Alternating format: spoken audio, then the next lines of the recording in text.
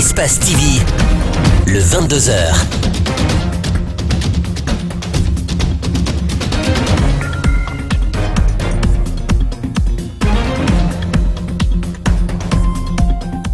Mesdames et messieurs, il est 22h et c'est l'heure de la grande édition d'information. Bienvenue à toutes et à tous.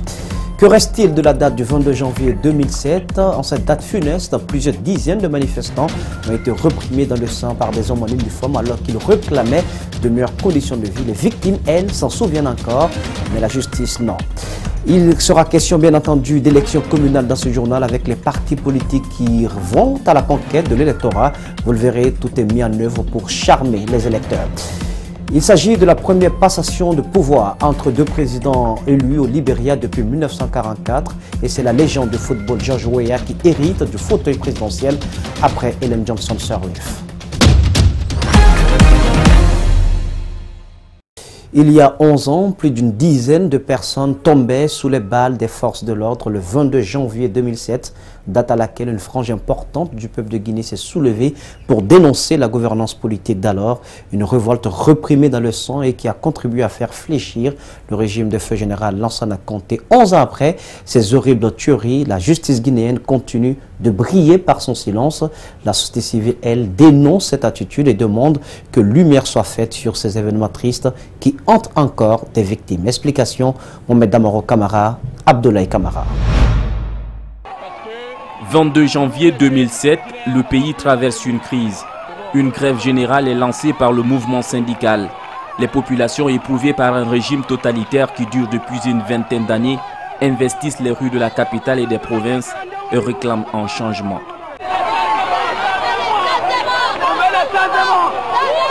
La manifestation est violemment réprimée par les forces de l'ordre, en donnant plus de 300 morts et de nombreux blessés. 11 ans depuis que ces massacres ont eu lieu et jusqu'ici l'État guinéen reste muet sous le dossier. Un silence que ne comprennent pas les acteurs de la société civile. L'État doit reconnaître sa faute et réparer, ce n'est que le préjudice moral. Parce que l'absence de deuil est un préjudice moral majeur dans la vie d'un homme. Tu perds un être cher, tu ne vois pas son corps, tu ne vois pas sa tombe, tu ne parviens pas à te recueillir devant ses mémoires. Il n'y a pas plus indigne que ça dans la vie. Donc, une fois encore, notre combat, c'est de remettre ce dossier sur la table. Le 22 janvier 2007 s'est écrite une des pages sombres de l'histoire du pays. Les centaines de personnes tuées ce jour semblent aujourd'hui malheureusement tomber dans les abysses de l'oubli. La société civile s'interroge. L'état actuel de l'évolution du processus démocratique de la Guinée interpelle toutes les âmes sensibles, surtout les acteurs sociaux, qui, dans une division profonde, ont oublié les défis du moment et se sont écartés de leur mission originelle. Au regard des différentes velléités manifestes des acteurs politiques et sociaux, censés de défendre les citoyens, les interrogations de chaque citoyen conscient de la situation sociopolitique actuelle de notre pays sont les suivantes en guise d'illustration. Pourquoi tant de disparités entre les différentes entités sociales de notre pays? Ou encore, pour quel intérêt se battent-ils? Le vrai citoyen se reconnaît-il en eux? Qu'est-ce que notre nation deviendra à l'horizon 2020? 11 ans après ces tueries, les auteurs n'ont toujours pas répondu de leurs actes et l'État n'y tient aucune commémoration officielle telle qu'il avait été prévu par les accords de février 2007. Il y a vraisemblablement des problèmes dans la distribution des cartes d'électeurs et ce à quelques jours de l'ouverture des bureaux de vote.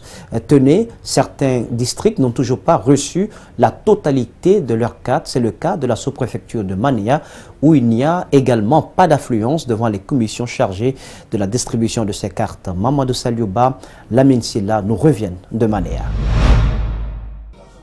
Les élections communales, c'est dans quelques jours. Mais ici, à Hermakono, dans la sous-préfecture de Mania, il y a un problème dans la distribution des cartes d'électeurs. L'affluence est faible et les citoyens peinent à comprendre les nouvelles règles de la CENI qui exigent une personne, une carte.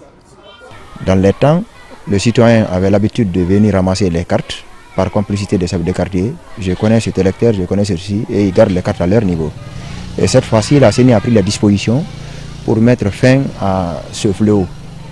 Et les citoyens ont du mal maintenant à gérer réellement ces genres de choses. Le président du district a initié une campagne de sensibilisation pour faire comprendre les nouvelles règles de la CENI et convaincre les citoyens à venir prendre leurs cartes. Mais ici, plus les élections approchent, moins il y a de l'affluence et les raisons sont bien connues. Certains disent qu'ils ont été déçus par la gouvernance passée et certains ne comprennent rien, en tout cas de ce qui viendra encore.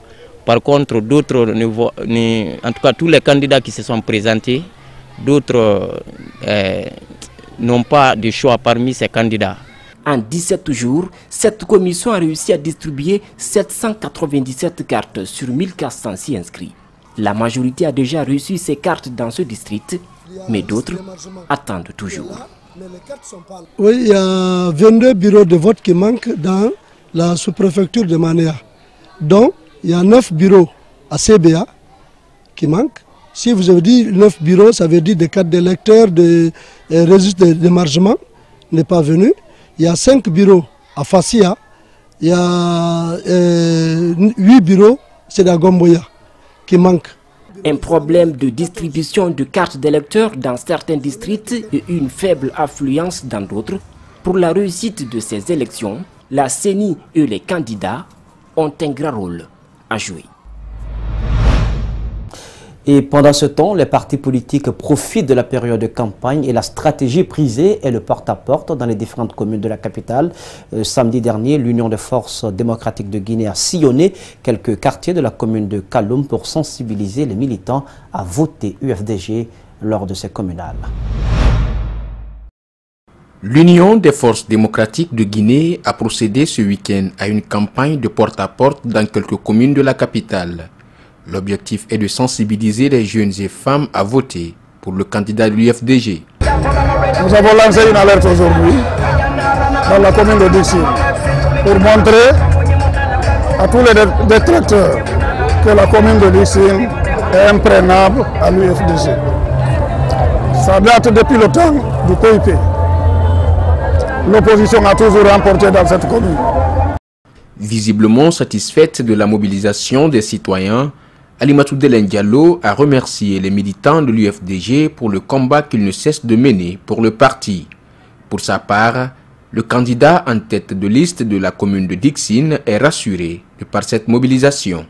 Vous avez vu la mobilisation. Certains, mon estimé, ne pouvaient pas attendre la nuit. Mais vous avez vu combien de fois les gens ont passé la journée. Ils ont accepté d'attendre une grande partie de la nuit. Ça vous dit suffisamment que l'UFDG est implanté dans Dixine. C'est indiscutable. Dixine est imprenable au parti, à en croire le candidat de l'UFDG dans la commune. Il annonce des projets comme l'assainissement, l'entretien des cimetières, la reconstruction de certains centres de santé. C'était donc un reportage de Mohamed Valek Touré. Sans transition, Seydouba Kissin Kamara, le président de l'Ordre national des huissiers de Guinée, entend briguer la mairie de Bofa. Candidat indépendant, il a lancé son mouvement de campagne le week-end dernier dans les différentes localités de sa circonscription. Il promet de répondre aux différentes préoccupations des habitants. De retour de Bofa, voici le reportage signé Aboubakar Din Kamara rendu par Djibril Bar. Bofa doit se conformer à l'ère contemporaine, annonce le candidat indépendant de la préfecture. Il y a de nombreux secteurs qui souffrent d'un décollage économique, pourtant qui devraient profiter aux électeurs de Bofa. Seydouba Kissin Kamara estime qu'en le choisissant comme maire de la commune, cette réalité va s'estomper. En m'engageant aujourd'hui dans la course pour conquérir la mairie de Bofa, avec mon équipe, je voudrais poursuivre avec vous ce noble et digne combat. Et je garde confiance que vous m'offrirez cette opportunité en m'accordant vos suffrages. Dans un discours rempli de promesses, le candidat s'est montré rassurant puis particulier face à ses adversaires. La santé, emploi jeune, l'autonomisation des femmes, la protection de l'environnement, la liberté de culte. 7 candidats sont en liste pour la commune urbaine de Bofa. Les jeunes et les femmes sont potentiellement des électeurs à séduire pour remporter ces communales. Ici, la jeunesse rencontrée est apparemment acquise à la cause du candidat Kissing Kamara. Nous les jeunes avons décidé de voter Seydouba Kissing Kamara. Vous le savez, il n'y a que 7 candidats sur la liste. Regardez celui qui est capable, vous le choisissez.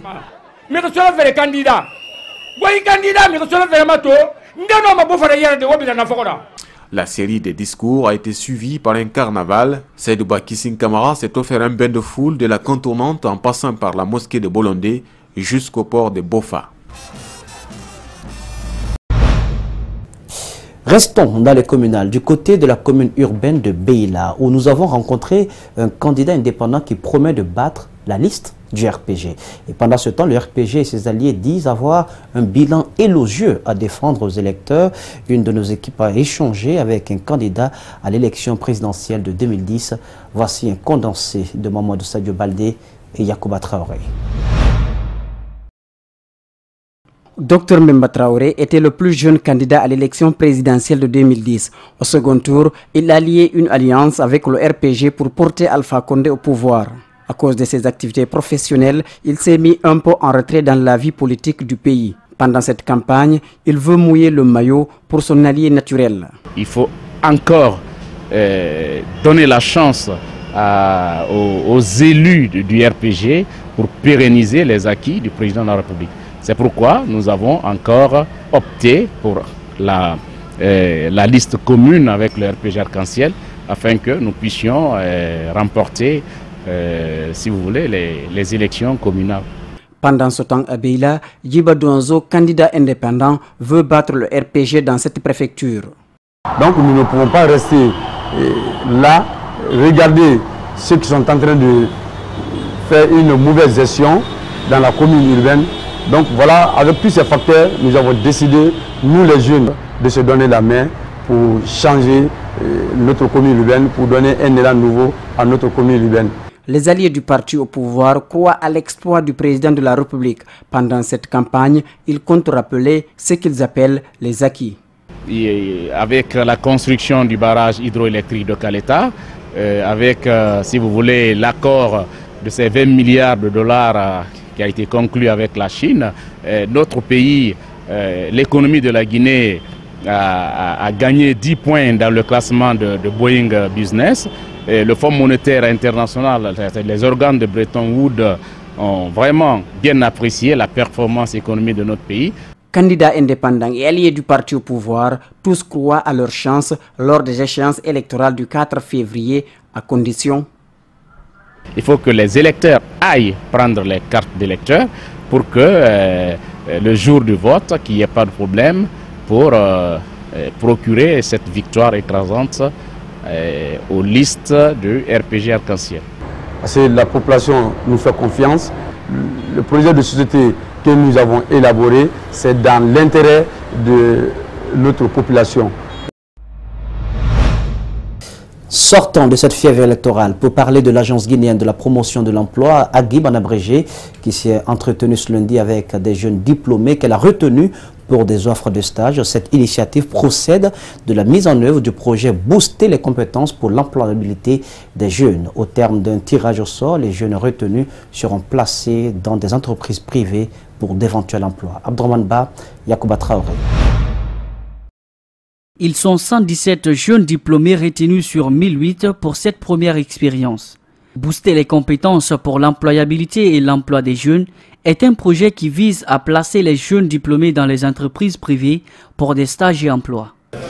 Vous avez, comme je le disais, un projet qui a été réfléchi par le gouvernement guinéen, qui s'est ajouté sur bien d'autres, qui évoluent dans le domaine agricole ou dans le domaine à accompagner les diplômés sans emploi, pour faire en sorte que ceux qui sont sur le marché du travail au jour d'aujourd'hui puissent avoir la chance, à travers le stage, à trouver un emploi.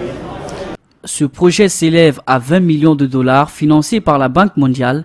Une partie de ce montant va permettre la prise en charge des stagiaires. La charge du jeune est prise par le projet, donc le gouvernement, pour que l'entreprise puisse en fait le prendre pendant un certain nombre de temps sans que cela nous pèse sur ses charges.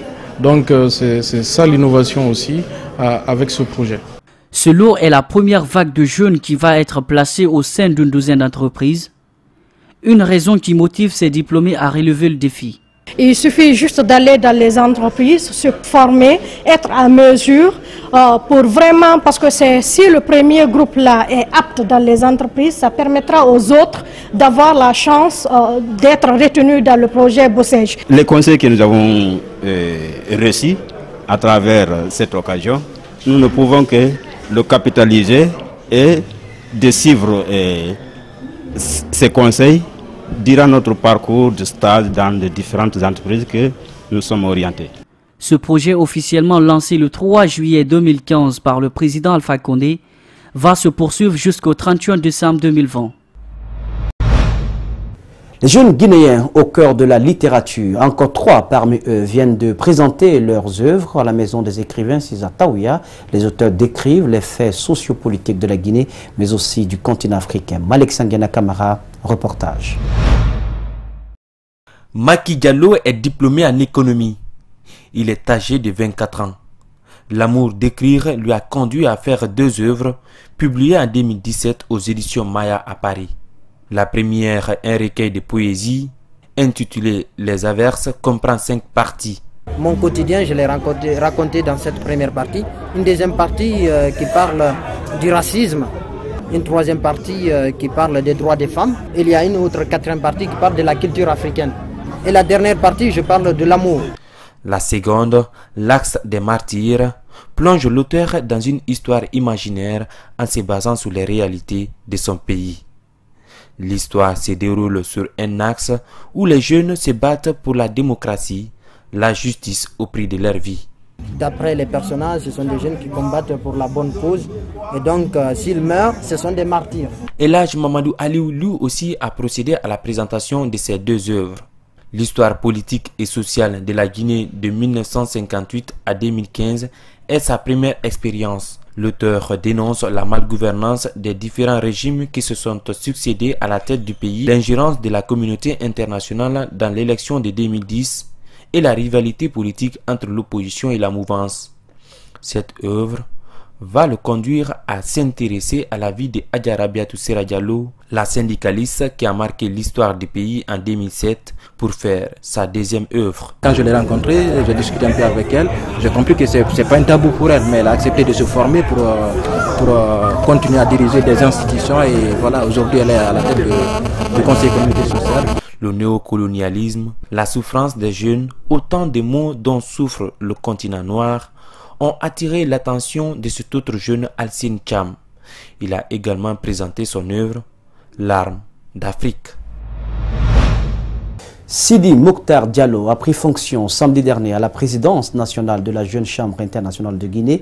Il a prêté serment en présence de plusieurs organisations locales et officiers nationaux. Ce nouveau bureau promet de lutter contre la pauvreté, l'insalubrité et surtout promouvoir la paix. Al-Seni Bari, Lamine Silla signe ce compte rendu. Durant un an, l'équipe de Mohamed Souma a œuvré pour la formation des jeunes, participé aux rencontres internationales de Tunisie, Niger, Malaisie et autres. Un autre bilan important que revendique ce bureau sortant est l'organisation du Rio 2017. À cela s'ajoutent d'autres points non négligeables. Le prix de l'excellence, le projet Un livre pour une bibliothèque, l'initiation des jeunes filles au NTIC, le reboisement des forêts, la lutte contre le changement climatique, les dons dans les prisons et orphelinats, la sécurité routière pour un environnement sain, le dépistage volontaire pour améliorer la santé des populations. Cette année 2018, c'est Sidi Mokhtar qui est le porte-flambeau de cette organisation. Tout d'abord, il compte lutter contre la pauvreté, l'insalubrité et mettre l'accent sur la formation et la promotion de la paix. Le ton est donné avec le slogan « Je change le premier ». Nous voulons voir dans notre pays et dans le monde le vrai changement. Le changement qui remettra en question le statu quo et permettra d'assurer la dignité humaine, le bien-être, la justice et la paix pour tous. Des organisations locales, des officiers nationaux ont également prêté serment. Tous promettent d'être au service des membres de la Jeune Chambre internationale et leur communauté. nous, à Koya, nos priorités, c'est sur la sécurité routière et l'encouragement de la scolarisation de la jeune fille, la protection de l'enfance, le renforcement de la capacité de nos membres à travers les différents modules de formation que nous allons organiser, en même temps les organisations de la société civile. Des vibrants hommages ont été rendus aux membres décédés en 2017. Il s'agit entre autres d'Abdoulaye Diallo et Kadiatou Paraya Diallo. Les femmes vendeuses du marché de Conakry ont fait un sit-in devant la mairie de Matam. Elles revendiquent toujours la diminution de l'équation auprès de l'administrateur du marché après l'échec des précédentes négociations. Je vous propose de suivre l'une des manifestantes au micro de Djibril Bar. On a fait d'abord une lettre. On n'a pas eu de suite. Donc, se trouve là, il ne nous a pas répondu. Il ne nous a même pas répondu.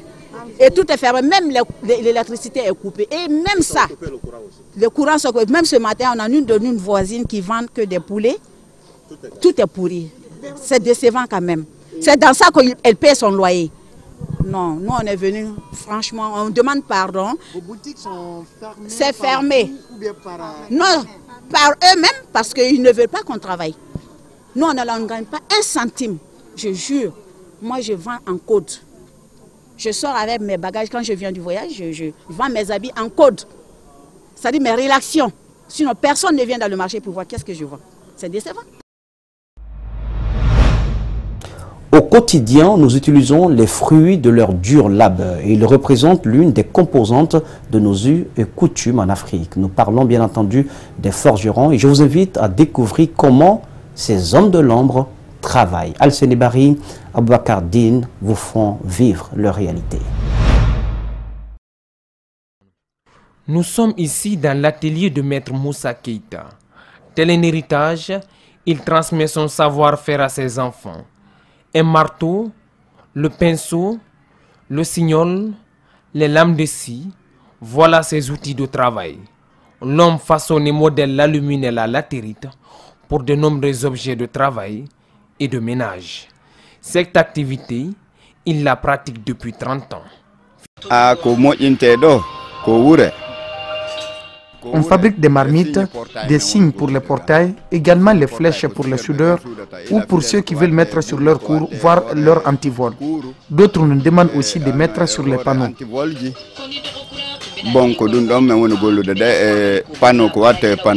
Nous partons à la rencontre d'Amadou Korka. Marié et père de 2 enfants, l'homme a quitté l'école alors qu'il faisait la 8e année, faute de moyens. Il s'est tourné vers ce métier qu'il pratique désormais avec ses amis. Certes, le gain est maigre, mais le métier est passionnant. L'abnégation, l'art, l'imagination, tous sont sollicités pour fabriquer les bassines, les fourneaux et autres. Il utilise presque les mêmes équipements que Maître Moussa. Pour fabriquer le fourneau avec aluminium, beaucoup de choses. Pour fabriquer un fourneau, 5 minutes comme ça, je peux fabriquer un fourneau en 5 minutes. Je travaille parfois 20-25 par jour. Bien qu'il semble enthousiaste, le métier nourrit à peine son homme. Le local inadapté, les équipements difficiles à trouver. Puis, ils sont obligés de sillonner les rues pour vendre leurs produits. On achète nos équipements tels que les boîtes de jus et l'alumine au même prix que les étrangers qui achètent pour l'exportation. Et c'est vraiment cher pour nous. Si tu prends 6 fourneaux ici, tu vas au marché là-bas pour vendre là-bas. Il y a certains qui vont... nous on vendait ça à 10 000 francs. Mais les gens ne paient pas 10 000. Et ils nous disent de le laisser à 7 000, 7 500. Ça c'est pas bon pour nous. Ces hommes caressent le même rêve, travailler un jour dans une industrie pour mieux exprimer leur talent. Les commerçants de Koloma, en collaboration avec la jeunesse du quartier, ont pris l'initiative d'assainir la route Le Prince, du moins au niveau du quartier Koloma. Le terre-plein et les caniveaux ont été débarrassés des tas d'ordures. Désormais, il est formellement interdit de jeter des déchets sous peine de forte amende. Une véritable bouffée d'oxygène pour les passants et les riverains. Ils interpellent les citoyens des autres quartiers à en faire autant. Mamadou Kalisso, Alcini Camara.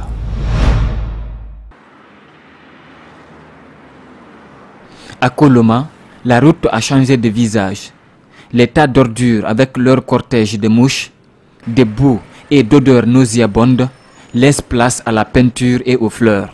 C'est une initiative des commerçants et des jeunes du quartier. Un geste salué par les passants et riverains qui respirent enfin de l'air pur. C'est une bonne initiative, quoi.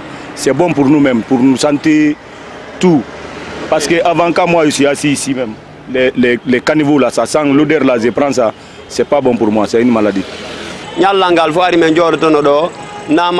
Avant, on passait toute la journée assis, en train de respirer cette odeur nauséabonde. Aujourd'hui, on est vraiment soulagé. Pour le moment, quand même, ça va. On respire de l'air pur. Ce dimanche, les citoyens de Koloma ont nettoyé le terre-plein et les caniveaux. Ils exhortent ceux qui sont chargés de ramasser ces ordures de faire leur boulot pour ne pas que ces déchets retombent dans les caniveaux. On appelle à l'autorité du lieu ou bien le gouvernement de venir nous aider pour venir récupérer ceux quand même qu'on a mis pour que nos bons travail soit mis en évidence pour le peuple. Désormais, il est formellement interdit de jeter les ordures sur la route. Celui qui est pris en flagrant délit doit payer une amende de 500 000 francs guinéens. Et tout le monde veille à cela.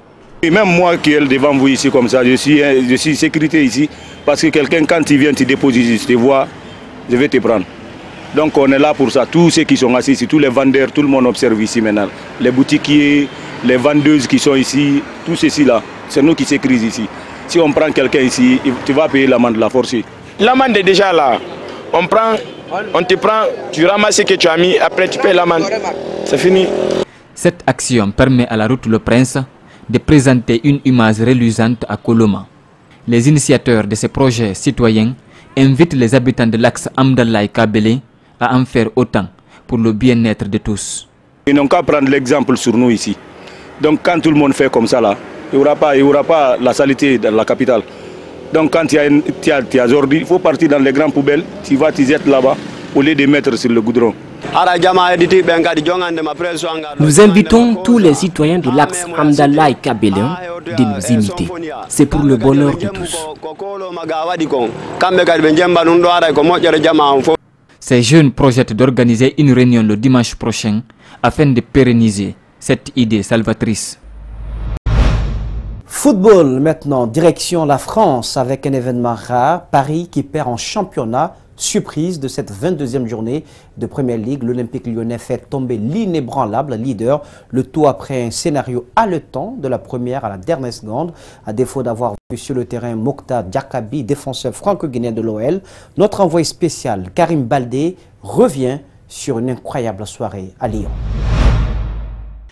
Le banc lyonnais qui bondit d'un seul homme, des supporters qui manquent d'envahir la pelouse, l'extase, l'hystérie au bout du temps additionnel de cette rencontre incroyable entre Lyon et le Paris Saint-Germain. Elle nous aura tenu en haleine du début à la fin et le début c'était dès la deuxième minute avec ce coup franc de Nabil Fekir. Areola anticipe le centre, malheureusement pour lui le gardien parisien se fait tromper par cette frappe poteau rentrant 16e but de Fekir cette saison. Le Paris Saint-Germain a du mal, mais quand même réussi à égaliser grâce à cette reprise incroyable de Layvin Kurzawa. Le défenseur parisien surprend devant Raphaël. Ça fait un but partout à la mi-temps.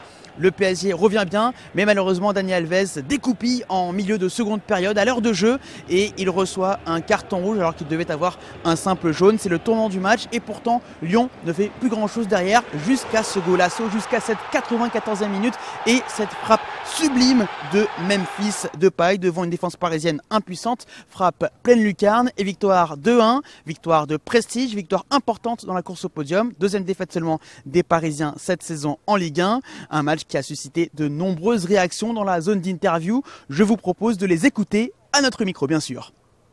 Marquer le but de la victoire dans les dernières secondes du temps additionnel. C'est quelque chose d'extraordinaire, c'est énorme.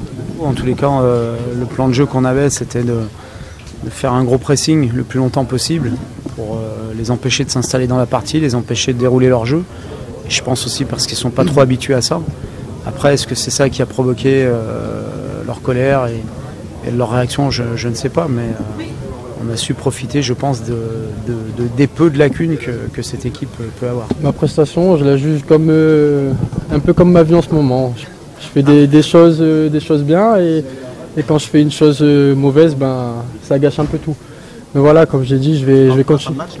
Ouais, je parle pour la fin de match. Ouais. C'est un fait de match, mais c'est un fait qui nous fait perdre le match. Après, on aurait pu éviter aussi le but. Mais je pense que j'aurais dû éviter de vouloir dégager de cette façon-là. Côté lyonnais, Mouktar Diakabi n'a pas foulé cette pelouse du Groupama Stadium ce soir. Le défenseur central franco-guinéen habitué, abonné au banc de touche depuis le début de cette année 2018. Quelques petites entrées en jeu seulement, c'est bien peu. En tout cas, Lyon réalise la très bonne opération. L'OL, les joueurs de Bruno Genesio reprennent la deuxième place dans une course au podium qui s'annonce plus haletante que jamais devant Monaco et Marseille. Et pendant ce temps-là, le Paris Saint-Germain conserve la tête, mais avec seulement, entre guillemets, 8 points d'avance sur son dauphin. Voilà ce qu'on pouvait dire ici au Groupama Stadium à l'issue de cette 22e journée de Ligue 1. Ici Karim Baldé avec Louis Decroix pour Espace TV.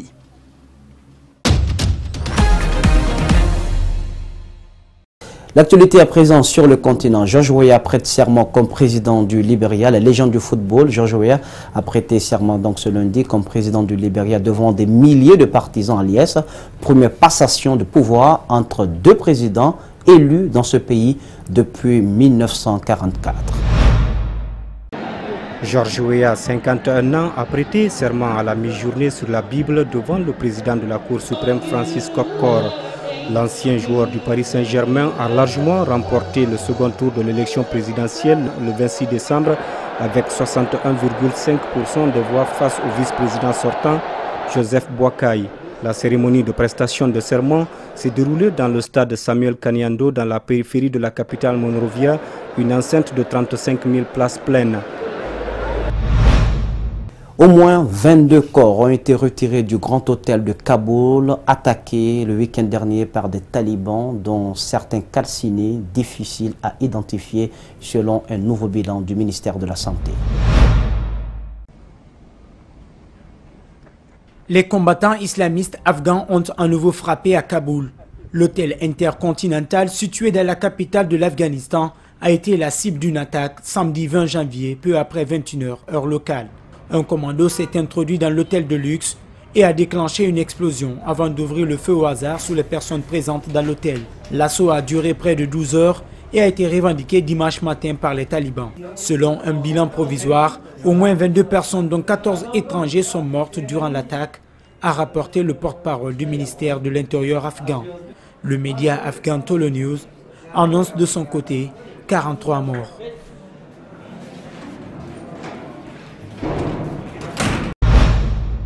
Ainsi, mesdames et messieurs, s'achève cette édition d'information. Cadrage pour vos camarades. Ibrahim Massouri était présent. À la régie, Nalaï Lamine Sidibé, le tour sous la supervision technique d'Ali Kaba de Francis Collier. L'info, ne l'oubliez pas, continuez sur Espace TV Guinée pour l'info. Passez une excellente soirée sur Espace TV. Regardons bien.